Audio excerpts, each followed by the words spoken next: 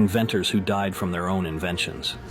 Franz Reichelt, the inventor of the parachute. In 1912, Franz died after jumping from the Eiffel Tower while demonstrating how his invention worked. Marie Curie, the woman who discovered the elements radium and polonium.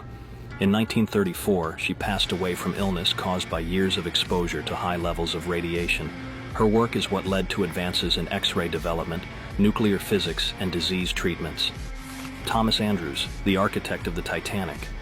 Oh no, it ended. If you want to see part 2, then click on my channel to see it.